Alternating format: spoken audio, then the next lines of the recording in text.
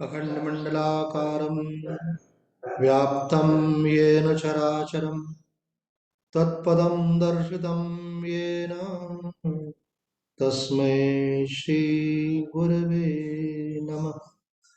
भवतापप्रणाशिन्ये आनन्दघनमूर्तये ज्ञानभक्तिप्रदायिन्ये मातस्तुभ्यं नमो नमः।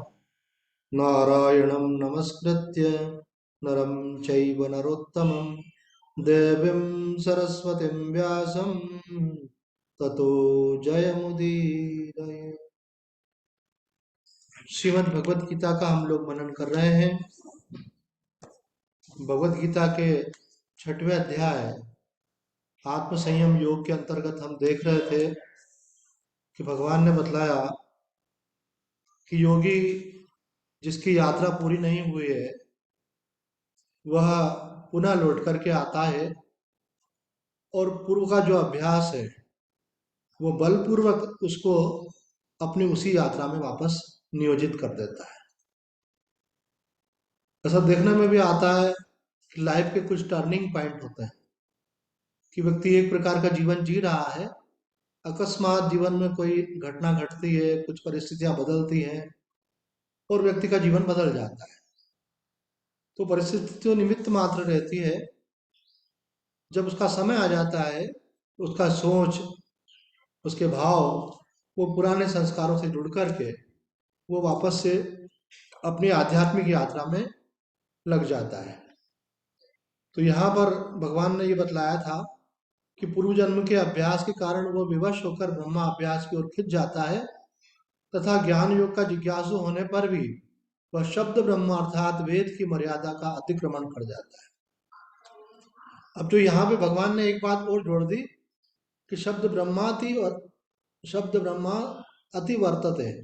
इसका अर्थ है कि वेदों में तीनों बातें कही गई हैं, कर्म कांड की भी कही गई है, उपासना की भी कही गई है और ज्ञान की भी कही गई है।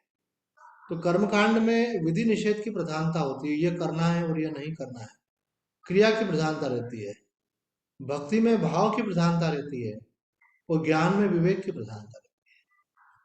तो जब तक मनुष्य यह करना और यह नहीं करना, जो क्रियात्मक चीजें हैं, इनसे नहीं उठता है तब तक उसका भाव जगत में प्रवेश नहीं होता।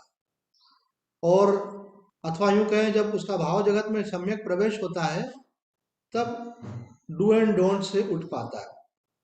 और जब ज्ञान में प्रवेश हो जाता है तो अपने आप ही वो भाव उसका शांत होकर के, अर्थात शांत भाव के रूप में वो ज्ञान में प्रवेश कर लेता है।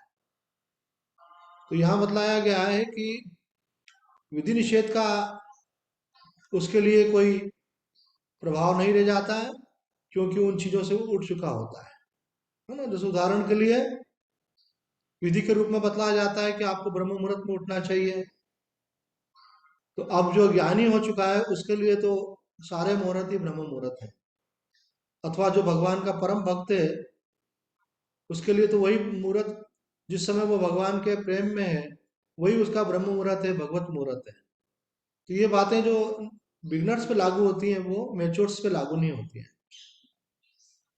किस दिशा में बैठना है, कैसे बैठना है, किस प्रकार के मंत्रों का उच्चारण करना है, वो इन सब चीजों से उठ चुका होता है। अर्थात वो एक प्रकार की एक विशेष अवस्था को, अनुभूति को प्राप्त हो जाता है।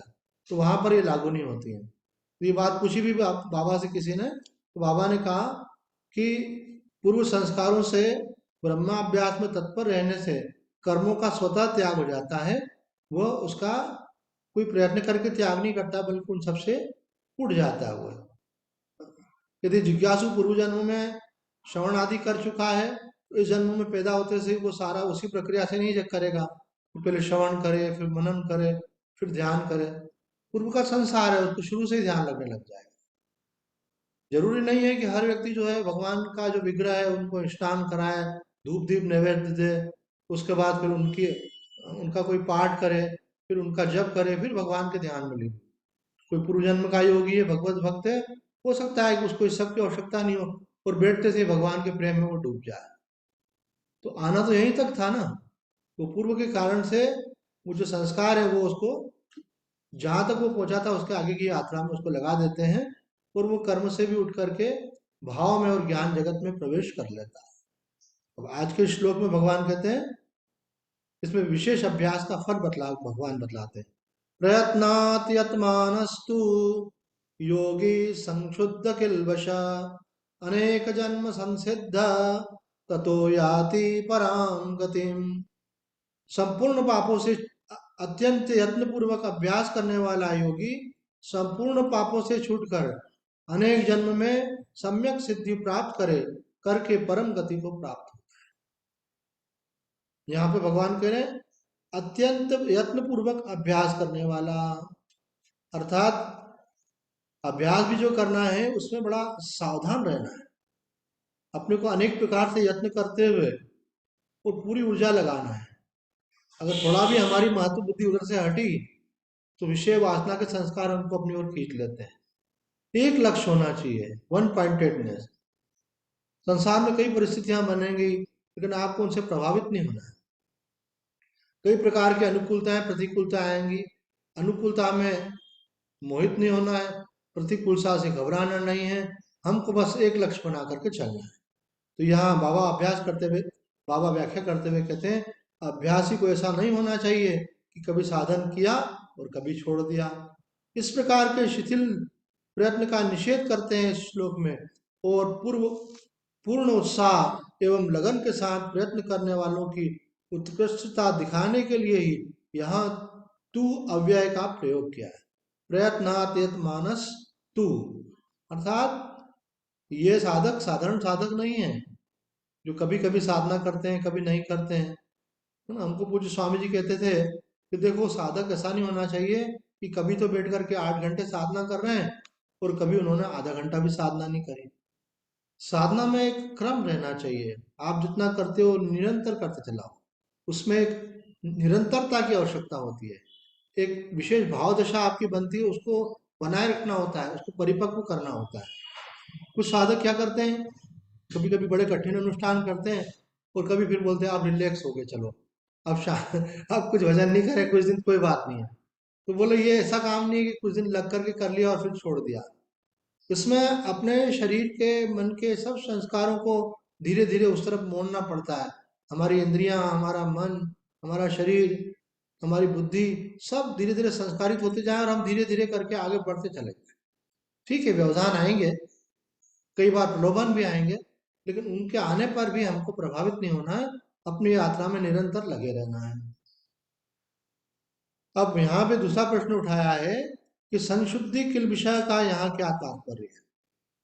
जो भगवान ने जो बात कही ना, प्रयत्नात् यत् मानस्तु योगी संशुद्ध किल विषय, तो उसका उसकी व्याख्या करते हुए बाबा कहते हैं अज्ञान और अज्ञान के कार्य ही किल्बिष हैं, उनका नाश अथवा चंचलता और पाप पुण्य ही किल्बिष है, उनका नाश होना, उनसे उठ जाना ही अनेक संशुद्ध किल विषय कहलाता है। अर्थात अज्ञान का मतलब होता है कि अपने को कुछ मानना, और कुछ मानने से उसके कारण से जो विकृतियां आती हैं वो सब जो है अज्ञान का, जिसको बोलते हैं विस्तार है, एक प्रकार से अज्ञान का कार्य है। अच्छा, अपने को पहले मान लिया कि मैं कुछ हूँ, तो उसके बाद फिर उसके साथ में कुछ अभिमान उत्पन्न होता है, कुछ वासनाएं उत्पन्न होती हैं, कुछ आग्रह उत्पन्न होते हैं, और कुछ हमारे अंदर विभाग उत्पन्न हो जाते हैं कि ये हमारे लिए है, ये हमारे लिए नहीं है। तो ज्ञान तो तब होता है जब हम अपने को कुछ मानते नहीं, अपनी जो पुरानी मान्यताएं हैं अपने बारे में उन सबका हम परित्याग कर देते हैं। उसी को वेदांत शास्त्र में उपाधियां भी कहते हैं। वो उपाधियों का त्याग कर देता है, वो अपने को कोई व्यक्ति नहीं मानता है, कोई विशिष्टता वाला नहीं मानता है, कोई विशेष गुणों वाला नहीं मानता है, वो अपने अंदर कोई मान्यता रखता ही नहीं है, क्योंकि आत्मा में किसी प्रकार की कोई मान्यता नहीं है। जब आप सब मान्यताओं का त्याग कर देते हैं, तो ना, जैसे उदाहरण के लिए सबसे पहले व्यक्ति मानेगा कि मैं मनुष्य हूँ, फिर वो मानेगा कि मैं हिंदू हूँ, उसके बाद मानेगा कि मैं ब्राह्मण हूँ, फिर वो मानेगा कि मैं गृहस्थ अथवा सन्यासी हूँ, उसके बाद मानेगा कि मैं साधक हूँ। तो ये एक के बाद एक अपने अंदर कई प्रकार की मान्यताएं हमने बना रखी है, और जितनी मान्यताएं हमने बनाई उतना उतना हमने अपने को छोटा छोटा छोटा छोटा कर लिया। अब आपको बड़ा बड़ा बड़ा बड़ा होना है, तो एक एक मान्यता को आप छोड़ते चले जाएंगे, तो जो आप वास्तव में वो हो जाएंगे, है ना। तो यहाँ पे यही बोल रहे हैं कि किल्बिश क्या है, बोले अज्ञान ही किल्बिश है। अपने को एक सीमित कुछ मान लेना ही, सबसे पहले अपने को जीव मानना भी पहली संज्ञा है, कि मैं एक स्वतंत्र, मेरा कोई अस्तित्व है भगवान और संसार से अलग, अपना इंडिविजुअल एग्जिस्टेंस है। क्योंकि हमको अनुभव तो वही हो रहा है, तो मान भी रहे हैं। तो बोल रहे वो जो पहली मान्यता है, उसके बाद में बाकी मान्यता। पहले जीव माना, फिर शरीर माना, फिर शरीर मान करके मनुष्य माना, मनुष्य मान करके फिर हिंदू माना, उसके बाद अमुक जाति का हूँ, अमुक वर्ण का हूँ, अमुक प्रकार के गुणों से युक्त हूँ। कहते हैं ये सब जो है अज्ञान का कार्य है। ये व्यवहार में तो बनता है। कई लोग बोलते हैं व्यवहार में भी ऐसा करने की क्या जरूरत है, उनका नहीं, व्यवहार का लोप हो जाएगा ऐसे तो।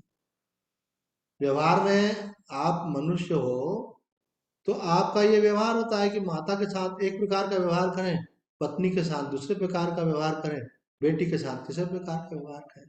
वैसे सब ब्रह्म में तो सबके साथ एक सा व्यवहार तो नहीं होगा ना। तो आपको समदर्शी होना है, समवर्ती नहीं होना है। यही इसके अंदर खास ध्यान देने वाली बात है, कि ये कॉन्ट्राडिक्शन है अपने आप में, कि आप देख रहे हो सबको ब्रह्म के रूप में, लेकिन व्यवहार अलग अलग कर रहे हो। क्यों कर रहे हो? क्योंकि व्यवहारिक दृष्टि से कोई माँ है, कोई बहन है, कोई बेटी है, जो जैसा है उसके साथ वैसा व्यवहार करना व्यवहार की सिद्धि के लिए अपेक्षित है। आप कोई व्यक्ति आपका मालिक है, तो उसके प्रति आपको प्रणाम्य का भाव रखना पड़ता है। कोई आपका कर्मचारी है, तो उसका प्रणाम आप स्वीकार करते हो, उसको आशीर्वाद आप दे सकते हो। जो आपसे बड़ा है उससे आशीर्वाद आप लेते हो। तो ये व्यवहार का लोप नहीं होता है। कहते हैं ज्ञान होने के बाद तो गुरु और इष्ट भी हमारा ही स्वरूप हो जाता है, कोई भेद नहीं रहता। ठीक है, ज्ञान हो जाता है, लेकिन व्यवहार का वहां भी लोप नहीं होता। गुरु फिर भी आदरणीय और पूजनीय ही बने रहता है। हालांकि हम ये अनुभव करते हैं कि जो उनका स्वरूप है वही हमारा स्वरूप। तो यहाँ पे बोल रहे हैं कि वो इस प्रकार के जो किल्बिश हैं उन सबसे शुद्ध हो जाता है। अथवा दूसरा अर्थ भगवान ने कहा किया है यहाँ पे, कि जो चित्त में चंचलता है वो विशेष बाधक है। तो मन को एक विचार पे नहीं टिक पाना ही चंचलता होती है। इसी के लिए भगवान का ध्यान किया जाता है, ताकि हमारा चंचल मन जो है धीरे धीरे एकाग्र हो। दूसरा, मन का चले जाने का एक प्रमुख कारण रहता है कि हमें संसार में कहीं राग होता है, आकर्षण होता है, कहीं द्वेष होता है। तो विवेक के जैसे जैसे प्रखर होगा, भगवत प्रेम जैसे जैसे बढ़ेगा, हमारा संसार का राग द्वेष भी शिथिल होता है।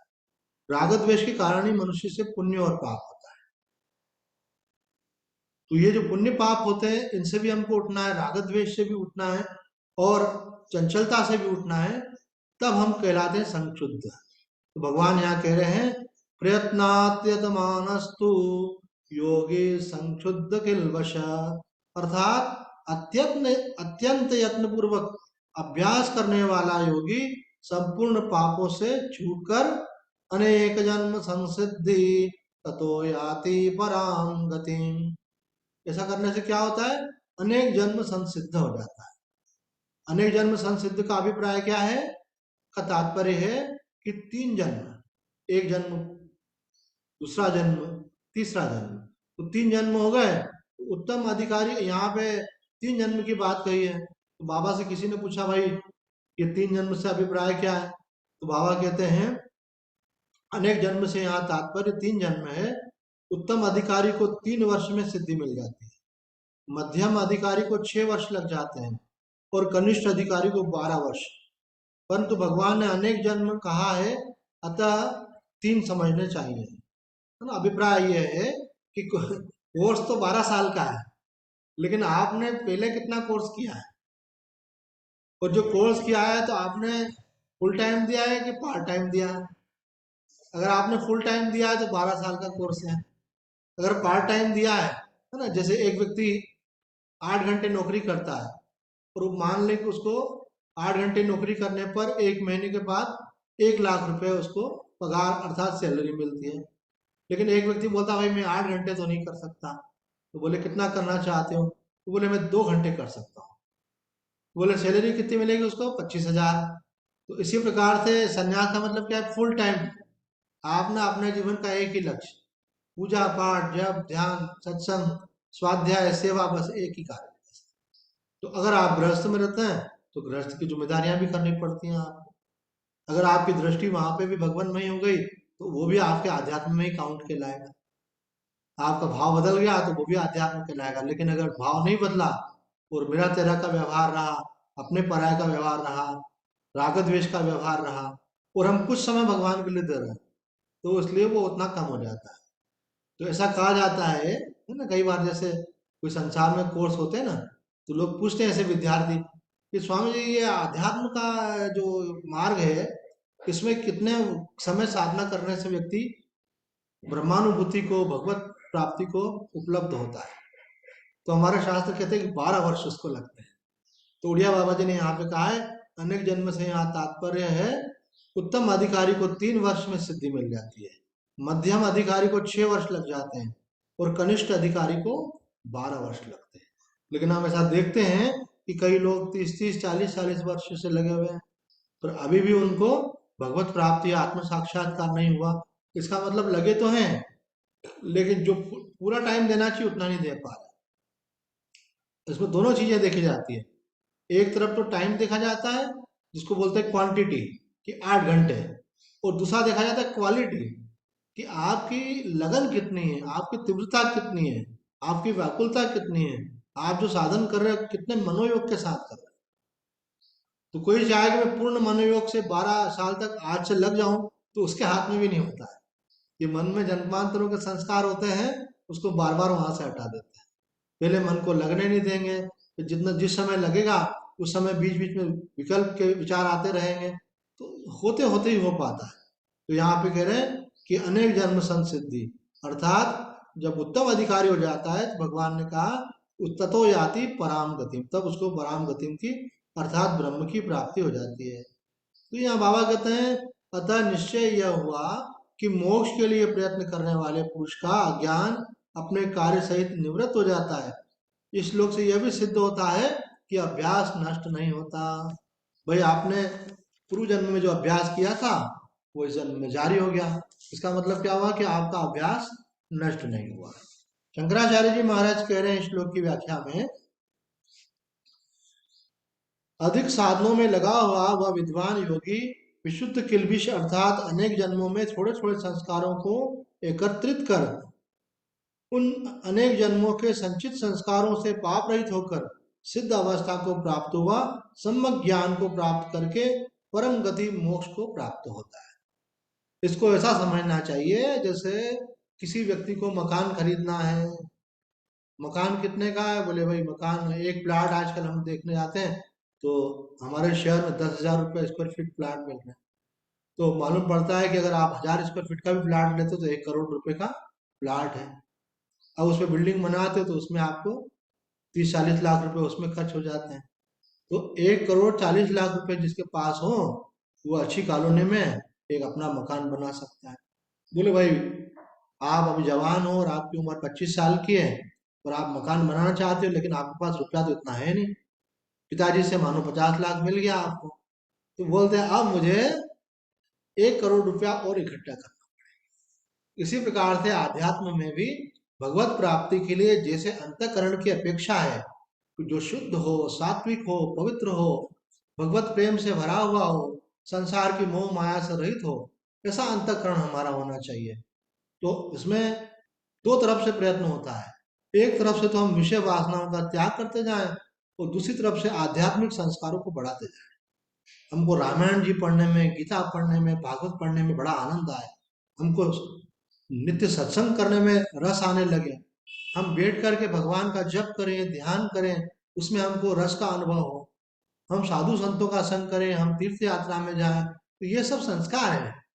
अभी किसी को बोलो भाई चलो वृंदावन, बोले चलो भाई, बड़ा आनंद आएगा, इसका मतलब क्या है? वो संस्कार उसका बन चुका है। एक व्यक्ति को बोलो वृंदावन चलो, तो बोलेगा अभी तो कुछ व्यस्तता है, देखते हैं, सोचते हैं?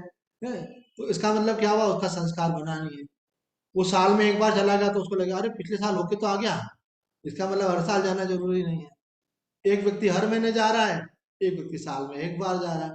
तो इस प्रकार से धीरे धीरे धीरे धीरे संस्कार आपके बढ़ते चले जाते हैं। साधना के संस्कार, स्वाध्याय के संस्कार, सत्संग के संस्कार, और जैसे जैसे संस्कार बढ़ते हैं तो यहाँ पे आदि शंकराचार्य जी महाराज कहते हैं उन संस्कारों का संचय करके, थोड़े थोड़े संस्कारों को एकत्रित करके अनेक जन्म में संचित संस्कारों से फिर वो पाप से रहित हो जाता है। उसका मन किसी भी विषय वासना की तरफ नहीं जाता है और उसका मन भगवान में ही लगा हुआ है। ऐसी स्थिति में वो ऐसी अवस्था को प्राप्त हुआ, सम्यक ज्ञान को प्राप्त करके मोक्ष को प्राप्त कर। यहाँ पे हम देखते हैं मधुसूदन सरस्वती जी एक विशेष बात बतला रहे हैं हमको, और वो कहते हैं कि जो भगवान ने कहा प्रयत्नात् यत्मानस्तु योगी संशुद्ध किल्बिषा, इसका अभिप्राय है कि प्रयत्न से अर्थात पहले किए हुए यत्न से भी अधिक अधिक यत्न करने वाला। जैसे संसार में हम कोई चीज करते हैं तो हम उसमें धीरे धीरे प्रोग्रेस करते हैं, आगे बढ़ते जाते हैं, है ना। हमारे गुरुजी से दीक्षा ली, हमारे साथ चले थे, हमारे सत्संग सुनने वाले लगभग 35 साधक, ये इंदौर की घटना है। तो शंकराचार्य जी महाराज पधारे थे, तो हम यहाँ प्रवचन करते थे, तो हमने अपने सब साधकों को कहा कि ऐसे सिद्ध महापुरुष का दर्शन भी दुर्लभ है, और अगर उनका उपदेश होकर के उनका संस्कार आपको मिल जाए तो जैसे जैसा बीज होता है वैसे ही फल होता है। कहते हैं जिसको मंत्र सिद्ध हो चुका है वो जब किसी को देता है, वो मंत्र मिलते से ही उसका प्रभाव शुरू होता है, क्योंकि वो जागृत मंत्र रहता है, आपको उसको अलग से जगाना नहीं पड़ता है। तो 35 लोग हमारे साथ चले, महाराज जी से हमने दीक्षा ली, हमने महाराज जी द्वारा दिए जाने वाले शिव विद्या मंत्र की महिमा भी बतलाई सबको, तो वो सब चले हमारे साथ। तो जब महाराज जी के पास चले, महाराज जी ने मंत्र दिया, तो एक साधक ने प्रश्न पूछा कि महाराज जी इसकी कितनी माला करना चाहिए। महाराज जी ने कहा जितना करो उतना अच्छा है। तो फिर किसी ने पूछा महाराज जी फिर भी कुछ नियम बनाकर करें तो अच्छा रहता है। बोले हाँ, जितना अच्छा नियम बनाओ उतनी अच्छी बात है। फिर हमने पूछा महाराज जी इनका अभिप्राय ये है कि कम से कम कितनी करना ही चाहिए, उससे कम तो नहीं करें। तो महाराज जी ने उनको उस समय पंचाक्षरी मंत्र दिया था भगवती का, तो उन्होंने कहा देखो 5 अक्षर का मंत्र है, इसलिए कम से कम 5 माला तो आपको नित्य करना ही चाहिए। लेकिन देखने में ये आता है कि महात्मा कई बार जो नहीं बतलाते हैं कितनी माला करो, उसके पीछे एक कारण ये रहता है कि आपने जो है 1947 में महाराज जी से दीक्षा ली और महाराज जी ने कहा 5 माला करना चाहिए। अब आ गया 2020, बोले आप कितनी करते हो? अभी भी 5 ही माला करते। अरे 5 तो मिनिमम कहा था, धीरे धीरे आगे बढ़ना चाहिए, धीरे धीरे संस्कार संसार के व्यवहारों को कम करके और अपना वजन बढ़ाना चाहिए। एक महात्मा जी कहते हैं बड़ी अच्छी बात कही उन्होंने कि कितना वजन करते हो? बोले महाराज जी कुछ ज्यादा नहीं। फिर भी कितना करते हो? बोले महाराज जी क्या बताएं, चलो 1 मिनट तो करते हो। बोले हाँ इतना तो कह ही सकते हैं। तो बोले अगर आप आज 1 मिनट वजन करते हो तो कल 2 मिनट करो, क्या कर सकते हो कि नहीं? बोले हाँ कर सकते हैं महाराज। परसों 3 मिनट करो। बोले हाँ कर सकते हैं। बोले ऐसे रोजाना अगर एक एक मिनट बढ़ाते चले जाओ तो एक साल में कितना हो जाएगा आपका? आपका 6 घंटे वजन हो जाएगा। 360 मिनट मतलब कितना हो गया? 6 6 36, आपके जो है 6 घंटे वजन हो जाएगा। तो एक साल में ही आपकी स्थिति ये हो जाएगी कि आप उत्तम कोटि के साधक कहलाएंगे। उत्तम कोटि का साधक वो होता है जो 6 घंटे भगवान का भजन करता है। मध्यम कोटि का साधक वो होता है जो 3 घंटे अर्थात 1.5 1.5 घंटा 2 बार भजन करता है। और कनिष्ठ कोटि का साधक वो होता है जो 45 45 मिनट, 24 घंटे में 45 45 मिनट 2 बार भगवान का भजन करता है। तो आप 6 घंटे करेंगे तो बाकी समय वो अपने आप चलने लगेगा। कुछ लोग कहते हैं कि हम तो हर समय भगवान के भाव में ही रहते हैं, हम तो मन ही मन भगवान का नाम लेते ही रहते हैं, हमने बैठने का प्रतिबंध नहीं रखा है। तो अखंडानंद जी महाराज कहते हैं सब समय के चक्कर में मत पड़ना, क्योंकि ये मन इतना आसानी से वश में नहीं होता है। आप थोड़ी देर तो नाम लेंगे और थोड़ी देर बाद किसी दूसरे विषय का चिंतन करने लगेंगे। इसलिए बैठ करके अपने भजन को बढ़ाने की बात कही गई है, और उसका प्रभाव फिर बाकी व्यवहारों में अपने आप पड़ेगा। जब आपका ठीक 6 घंटे का ध्यान जब अच्छा चलने लगेगा, भजन ठीक चलने लगेगा आपका, आप उतना नाम ले सकेंगे, तो बाकी समय भी मानसिक रूप से वो जब चलने में बड़ी सहायता मिलती है, क्योंकि आपने पहले किया है ना। इसलिए हमारे एक महाराज जी बोलते हैं जो 6 घंटे जब करता है तो बाकी 18 घंटे उसका जब अपने आप चलने लगे ऐसे।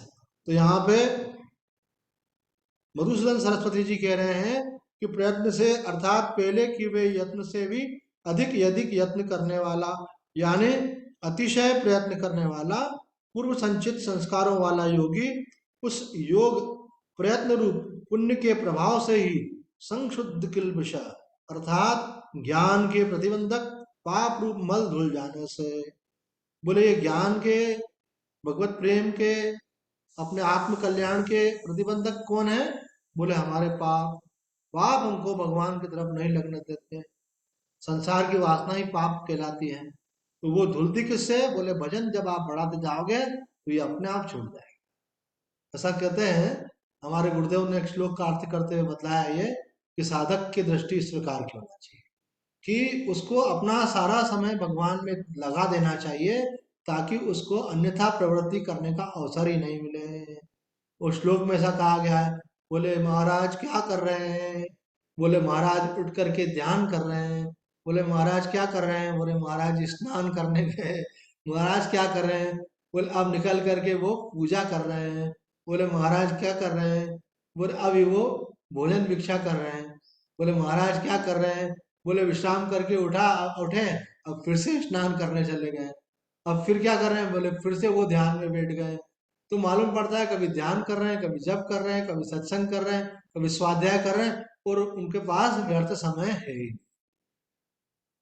स्वामी दयानंद जी किसी महाराज से किसी ने प्रश्न पूछा कि आपके लिए कहा जाता है कि आप कठोर ब्रह्मचर्य का पालन करते रहे, तो वासना और कामना तो किसी को छोड़ती नहीं, तो आपने किस प्रकार से अपने मन पर विजय प्राप्त कर ली?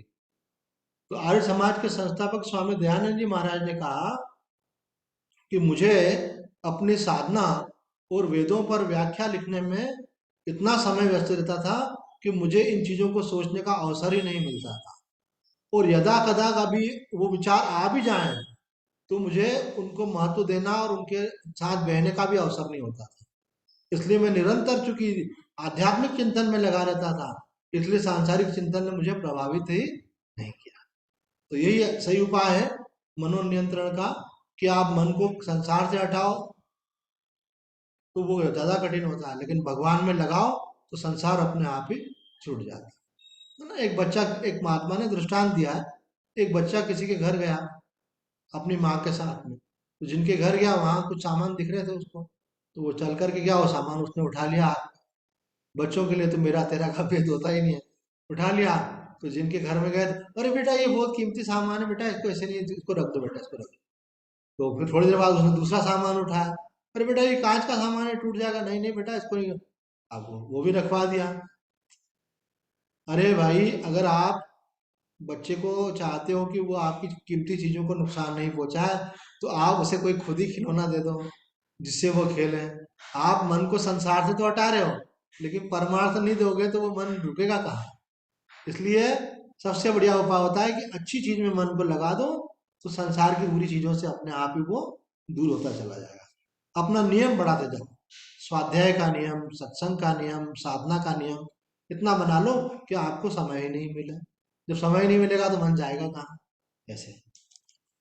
तो यहाँ पे मधुसूदन सरस्वती जी कहते हैं कि प्रयत्न से अर्थात पहले से किए हुए यत्न से भी अधिक यत्न करने वाला, यानी अतिशय यत्न करने वाला, पूर्व संचित संस्कारों वाला योगी उस योग प्रयत्न रूप पुण्य के प्रभाव से संशुद्धि किल विषय अर्थात ज्ञान के प्रतिबंधक पराप्रूप मल से धुल जाने से, और इसी कारण से ज्ञान संस्कारों और पुण्य का संचय होने से अनेक जन्मों में संसिद्ध अर्थात संस्कारों की अधिकता और पुण्य की अधिकता से चरम जन्म को प्राप्त हुआ। ऐसा होकर फिर साधनों के परिपाक होने से परा अर्थात प्रकृष्ट गति मुक्ति को प्राप्त होता है। एक शब्द ध्यान देने योग्य, या दो बातें कही है। एक तरफ तो ज्ञान के संस्कार उसके परिपक्व हो रहे हैं, दूसरी तरफ पुण्य के संस्कार परिपक्व। एक तरफ उसका जीवन जो है शुभाशुभ से भरता, शुभ शुभ कर्मों से भरता जा रहा है, दूसरी तरफ वो ज्ञान और भक्ति के संस्कारों से भरता जा रहा है। और जब यही चीज परिपाक को प्राप्त होती है तो वो परागति अर्थात परम गति को अर्थात परमात्मा को प्राप्त होता है। स्वामी रामसुदास जी महाराज कहते हैं कि ये जो बात कही गई है अनेक जन्म संशुद्धि, यह एक विचार करने वाली बात है। कभी कभी यह भी अपने आप में एक प्रतिबंध बन जाती है। तो व्यक्ति सोचता है कि अभी तो मेरा कल्याण कैसे होगा, मैं नया साधक हूँ, एक समय के बाद फिर मेरे को जब शरीर छूटेगा फिर अच्छा जन्म मिलेगा, फिर वहाँ और अधिक साधना करूंगा। तो एक महिला ऐसा कहने लगी कि स्वामी जी ऐसा आशीर्वाद दो कि हमको अगला जन्म मनुष्य मनुष्य का मिले और पुरुष का मिले। तो मैंने बोला क्यों? पूरा स्त्री को बंधन बहुत रहते हैं। एक व्यक्ति कहने लगा कि स्वामी जी ऐसा आशीर्वाद दो, इस बार तो हम गृहस्थ में चले गए तो पार्ट टाइम भगवान का भजन कर रहे हैं, अगली बार हम सन्यासी बने तो फुल टाइम भगवान का भजन करें। रमन महर्षि जी कहते हैं कि यह जो आपकी मान्यता है कि मैं गृहस्थ हूँ, यह जो आपकी मान्यता है मैं स्त्री हूँ, तो यह मान्यता शरीर से जुड़ करके है। शरीर गृहस्थ होता है, शरीर स्त्री होता है। आप न तो स्त्री हो और न तो गृहस्थ हो, आप हो आत्मा। यह आपने मान रखा है। तो जिस व्यक्ति ने इस मान्यता का त्याग कर दिया वो तो नित्य मुक्त ही है। और मान्यता त्याग करने के लिए आपको मनुष्य का शरीर मिला है। तो स्वामी जी यहाँ कहते हैं अनेक जन्म का अर्थ है एक से अधिक जन्म। तो आपने श्रीमान घर में जन्म लिया, फिर आपने साधना की लेकिन साधना पूर्ण नहीं हुई, कुछ इच्छा रह गई थी, तो मानो स्वर्ग आदि लोगों का भोग किया, अब फिर आपस आपका जन्म हुआ। तो ये आप कैसे कह सकते हैं कि ये जन्म पहला है कि तीसरा है? हो सकता है कि ये आपका तीसरा ही जन्म हो और इस जन्म में आपको परमात्मा की प्राप्ति के लिए ये शरीर मिला हो और सारी कंडीशंस फुलफिल अगर हो रही है तो आप भी मान सकते हैं कि तीसरा जन्म। कौन कौन सी? मनुष्य का जन्म, मुक्त होने की इच्छा और महापुरुषों का सत्संग। अगर महापुरुषों का संसर्ग आपको मिल रहा है और आपके अंदर अपने कल्याण की इच्छा है और मनुष्य का शरीर भी आपको मिल गया है, तो समझना चाहिए कि भगवान ने कंकु पत्री भेज दी, है ना। ये मनुष्य शरीर मिला है इसीलिए। अगर आपका कल्याण नहीं होना होता तो भगवान मनुष्य शरीर ही क्यों देते? इसको अनेक प्रकार से व्याख्यायित किया गया है। तो यहाँ कह रहे हैं कि फिर उन लोकों में जाकर के फिर आप श्रीमान घरों में आ गए और इस प्रकार से 3 जन्म हो गए, इस प्रकार से अनेक जन्म संग सिद्धि पूरी हो गई। अब इस जन्म में अपना कायम हमको बनाना है। इस विषय में स्वामी जी ने बहुत सारी बातें अच्छी अच्छी कही हैं। आइए कुछ बातों में से एक बात अभी और ले लेते हैं समय को देखते हुए।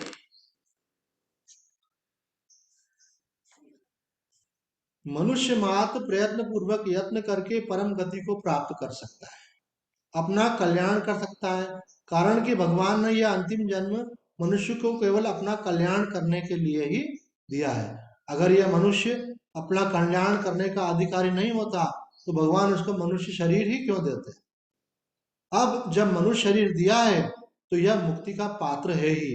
अतः मनुष्य मात्र को अपने उद्धार के लिए तत्परता पूर्वक प्रयत्न करना चाहिए। जैसे आपके सामने थाली लगा दी, अब उसके अंदर रोटी सब्जी आई नहीं है लेकिन थाली लगा दी, इसका मतलब है कि वो भोजन कराना चाहते हैं। अब इसमें सोचना क्या? आपको मनुष्य का शरीर दे दिया, अब इसमें सोचना क्या? इसका मतलब है कि भगवान आपको चाहते हैं कि अब आप उनके पास लौट आओ। संसार में जीव तुम बहुत भटक चुके हो, अब भगवान को आप प्राप्त हो जाओ, इसलिए भगवान ने यह अवसर दिया है। तो आज इतना ही कहकर अपने वाणी को विराम देते हैं। ओम पूर्णमद पूर्णमदम पूर्णात् पूर्णमुदच्यते पूर्णस्य पूर्णमादाय पूर्णमेवावशिष्यते। ओम शांति शांति शांति। हरि ओम तत्सत। 2 मिनट बाकी हैं, किसी के मन में कोई प्रश्न हो तो पूछ सकते हो, उत्तर फिर रिजवाइन करके मिलेगा।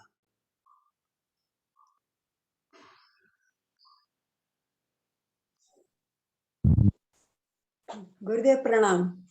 प्रणाम सबसे पहले आपको प्रणाम जी। जैसे आप कहते हो ना, तो एक नित्य तो चल रहा है जीवन में, जी सब कुछ चल रहा है और ये है इतना नहीं सोचा आत्म साक्षात्कार कर सकते हैं। तो ये इस जीवन में हो सकता, अब तो उम्र भी काफी बढ़ गई है, हमें लगता है अगला जन्म लेना पड़ेगा। आपका प्रश्न ये है कि सब कुछ चल रहा है, मतलब साधना चल रही है, तो इस जीवन में ही साक्षात्कार हो सकता है, ऐसा आप पूछ रहे हैं? जी तो इसका उत्तर तो हमने दिया ही यहाँ पर कि अवश्य हो सकता है। दृढ़ विश्वास रख करके आप लगे रहें और भगवान से प्रार्थना करते रहें, हमारा भी आपको आपके लिए मंगल कामना है। इसी जन्म में आपको साक्षात्कार अवश्य हो सकता है। गुरुदेव आपका शंकराचार्य जी से किसी आशीर्वाद। ने पूछा कि क्या मुझे भगवत दर्शन हो सकते हैं? उन्होंने कहा हमारे यहाँ इतने बड़े बड़े साधक हुए हैं, संत हुए हैं, जिनको भगवान का दर्शन हुआ। तो आप अपने मन में संशय मत लाओ और सोचो कि अवश्य ही मुझे भगवान के दर्शन और भगवत प्राप्ति आत्मानुभूति हो सकती है, अवश्य हो सकती मेरा है। ना, मेरा कीर्तन में, भजन में, स्वाध्याय करती हूँ, उसमें बहुत अच्छा लगता है। और आपको ऊपर सत्संग मिल गया। सत्संग तो मुझे बाल्यावस्था से मिल गया मेरे पिताश्री से। ये बस तो ये आपने है, बहुत अच्छी बात बोली, आपका मन लगता है उसके अंदर। जिसका मन मैं लग रहा है इसका बहुत मतलब उसका रास्ता खुल चुका है। लगता है मुझे, फिर भी वो मेरा ध्यान जो समाधिस्थ होता है वो नहीं हो पाता। बहुत दुखी होती हूँ अपने आप में, बहुत क्या दुखी होता है होती ध्यान हूँ। में? एकदम ध्यान लगन नहीं लगता, एकदम भूल नहीं आती मैं अपने आप को। मुझे कुछ अलग शरीर का ध्यान रहता है, शरीर का ध्यान भूल, बिल्कुल हूँ नहीं संसार में उस बिल्कुल, समय में। भगवान ऐसा ही करेगा। हमारी भी आपके लिए मंगल कामना है कि आप ध्यान करते रहें और ऐसा हो, ध्यान करते करते ऐसा ध्यान लग जाए कि यह भी ध्यान नहीं रहे कि हम ध्यान कर रहे हैं, भगवान के प्रेम में डूब जाओ आप। बहुत बढ़िया बात है। बाकी जिस मेरी आत्मा से आप भी लगे, मुझे लगता है आप सारा निचोड़ सुना देते हैं। सब संतों के महात्मा को जब नाम लेते हैं दिल गदगद हो जाता है। बचपन में जिस अपने पिताश्री के में, अब आपके मुंह से सुन के मैं, मेरा लगता है मैं बस क्या कर दूं, समझ नहीं आता। मेरे भाव प्रधान हो जाता है, मेरा ज्ञान सब बह जाता है प्रभु, बह जाता है सब। जैसे भगवान श्री कृष्ण की वाणी प्रमाणिक है, उसी प्रकार से जिन्होंने भगवान का साक्षात्कार किया है, हम लोग है ना केवल विद्वानों को नहीं लेते हैं, जिन्होंने भगवत साक्षात्कार किया है उन्हीं महापुरुषों की वाणी लेते हैं। उन्हीं उन महापुरुषों की वाणी जो है शास्त्र तुल्य ही होती है। तो जिनके प्रति हमारे मन में पूर्ण श्रद्धा है, पूर्ण विश्वास है, जो वो बोल रहे हैं 100% सत्य है, वही आपके साथ भी शेयर करते हैं। तो आपके मन में भी श्रद्धा जागृत होती तो होना स्वाभाविक है, और श्रद्धा होने से ही हम व्यक्ति तो को ज्ञान सागर, होता है। हम सागर से मोती ढूंढ ढूंढ के लाते हैं, इतना गदगद हो जाता है मन, बहुत पसंद होता है। बस आप छोड़ना नहीं, कभी हमें छोड़ना नहीं प्रभु। जय हो, जय हो।